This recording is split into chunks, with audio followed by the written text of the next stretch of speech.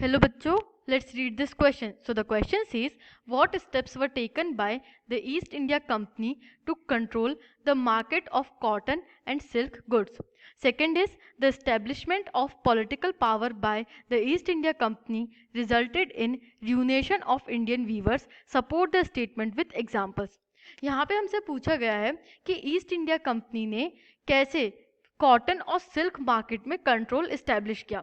और second part ये है कि पॉलिटिकल पावर इस्टेब्लिश करने के बाद ईस्ट इंडिया कंपनी की वजह से इंडियन वीवर्स की कंडीशन कैसे डिटोरिएट हुई या खराब हुई। Let's see the key concept. Key concept is East India Company. ईस्ट इंडिया कंपनी एक ट्रेडिंग कंपनी होती है जो कि ब्रिटिश ट्रेडिंग कंपनी होती है। It is a British trading company और ये 1750s में ओरिजिनली इंडियन ट्रेड में आती है, बट स्लोली ये पॉलिटिकल और एडमिनिस्ट्रेटिव पावर गेन करती जाती है। Let's see the pointers. First point is monopoly rights. Once the East India Company established political power, it gained trade monopoly rights from the local rulers.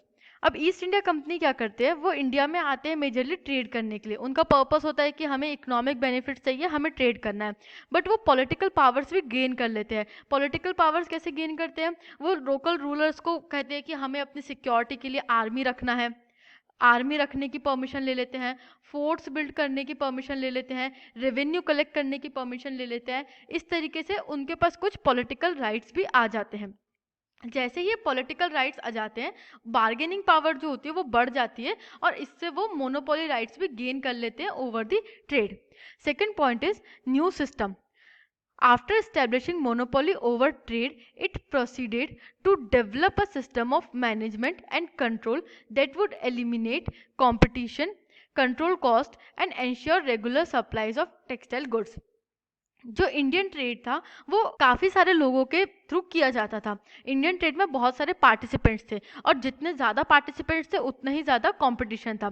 अब British east India company क्या चाहती थी कि हमें इस कंपटीशन को eliminate करना है और कॉस्ट को कंट्रोल करके रखना है। बिकॉज क्या होता है, कंपटीशन ज़्यादा रहेगा तो कॉस्ट भी बढ़ेगा। जो बेटर प्राइस आपको दे सकता है आप उसको अपना प्रोडक्ट सेल करना चाहोगे, और इस वजह से रेगुलर सप्लाईज भी पॉसिबल नहीं हो पाती थी because there were many competitors, many buyers, और इस वजह से एक लिमिटेड प्रोडक्शन में से ही सभी को डिस्ट्रीब्यूट करना होता था। तो जो ईस्ट इंडिया कंपनी होती है वो ट्रेड के ऊपर मोनोपोली स्टैब्लिश करते ही सबसे पहले क्या करते हैं, वो एक सिस्टम बना देते हैं मैनेजमेंट और कंट्रोल का।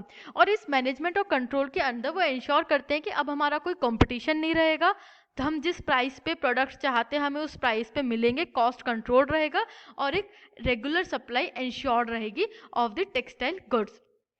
Third point is appointing gomasthas. The company tried to eliminate the existing traders and brokers connected with the trade and established more direct control over the weavers through gomastas. अब क्या होता था, जो वीवर्स होते थे वो ट्रेडर्स और ब्रोकर्स के थ्रू डील करते थे। ट्रेडर्स और ब्रोकर्स के पास नेटवर्क होता था एक्सपोर्ट सप्लायर्स का एक्सेट्रा का, और जो वीवर्स होते थे वो इन ट्रेडर्स और ब्रोकर्स से कनेक्टेड होते थे।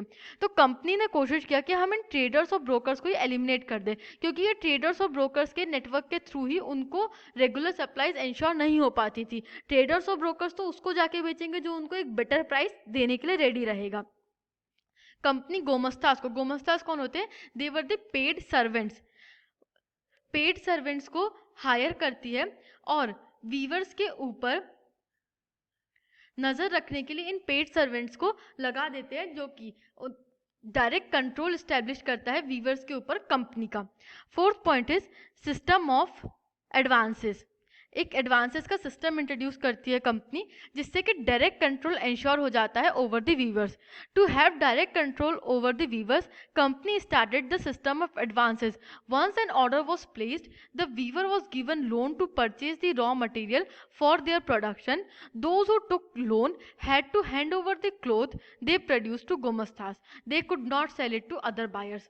अब जैसे ही एडवांसेस का सिस्टम इंट्रोड्यूस किया कंपनी ने, तो वीवर्स के ऊपर बाउंडेशन हो गई कि आपने यहाँ से लोन लिया है, कंपनी से एडवांस लिया है, तो अब आपको कंपनी को ही या कंपनी के जो पेड सर्वेंट है गोमस्तास को ही अपना प्रोडक्ट सेल करना पड़ेगा, किसी और बायर को नहीं आप हैंड ओवर कर सकते हैं। Fifth point is use of power. Company के पास, ईस्ट इंडिया कंपनी के पास ऑलरेडी पॉलिटिकल और एडमिनिस्ट्रेटिव पावर्स थी, और अब वो इस पावर का यूज करता है over the weavers to ensure the monopoly in textile trade. The company used its administrative machinery to control the market. At many places, weavers were beaten and flogged for delay. अब इस administrative powers का use करता है market को control करने के लिए. Market को कैसे कंट्रोल करता है? अगर वीवर्स मार्केट में जाकर के अपना प्रोडक्ट सेल भी करना चाहते हैं तो मार्केट में कोई उनका प्रोडक्ट लेगा ही नहीं, क्योंकि पॉलिटिकल और एडमिनिस्ट्रेटिव पावर किसके पास है? वो तो कंपनी के पास है. तो अनफॉर्चुनेटली ऐसा होता था कि जो भी प्रोडक्ट इंडिया में बन रहा था, जो भी टेक्सटाइल बन रहा था, उसके ऊपर डायरेक्ट कंट्रोल कंपनी का हो जाता है और कंपनी उस प्रोडक्ट को लेकर के इंटरनेशनल मार्केट में चली जाती है. जो वीवर्स नहीं दे पाते थे अपना प्रोडक्ट, जो सप्लाईज में डिले करते थे, उनको मारा जाता था और उनको परेशान किया जाता था, फ्लॉग किया जाता था, उनको मजबूर कर दिया जाता था गांव छोड़ करके जाने के लिए. I hope you understood this question. Thank you and best of luck.